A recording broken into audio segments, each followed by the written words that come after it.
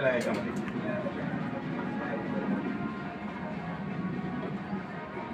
त्याच्यामध्ये 17 प्रकारचं केमिकल टाकलेलं आहे.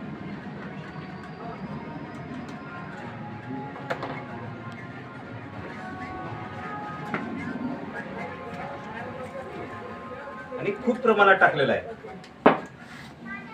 तर हे आपल्या देशी गाईचं, आपल्या प्युअर देशी गाईचं गोमूत्र आहे. 40 लिटर पासून फक्त हे अर्धा लिटर बनते. आणि हे गोमूत्र आपल्याला वाटणार सुद्धा नाही टेस्टला की हे गोमूत्र आहे म्हणून.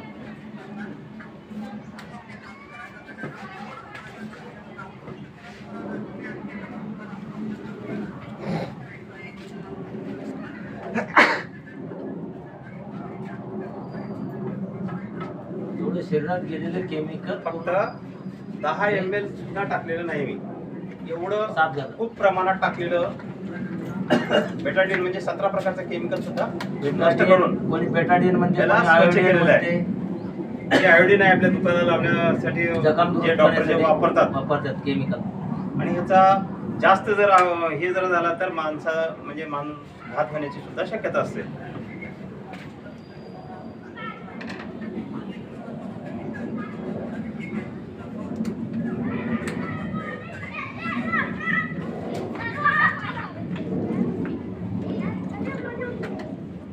हे आपण म्हणजे आम्ही पित्तासाठी वापरतो. हे आलो डायजेस्ट आहे.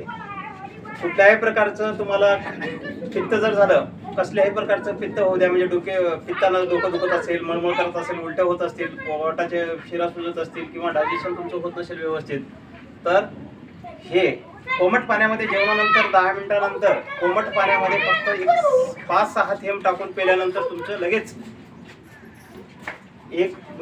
10 मिनिटाच्या आत तुमचं म्हणजे डायजेशन प्रक्रिया व्यवस्थित होऊन जाईल. तर आणि डायजेशन प्रक्रिया व्यवस्थित होऊन सुद्धा आपल्या शरीरातलं केमिकल कसं नष्ट करतंय हे दाखवतो.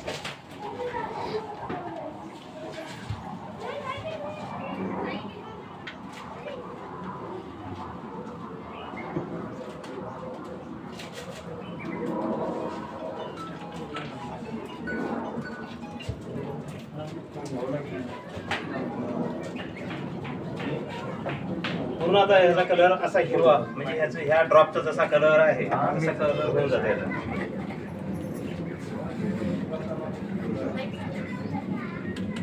हे पहा, ही कसली पचनक्रिया राहू द्या, एकदम 10 मिनिटाच्या आत कमी होते. पिऊन टाकायला नाही का एक बॉटल झाली की डायजेशन काय म्हणाले व्यवस्थित झाले ना.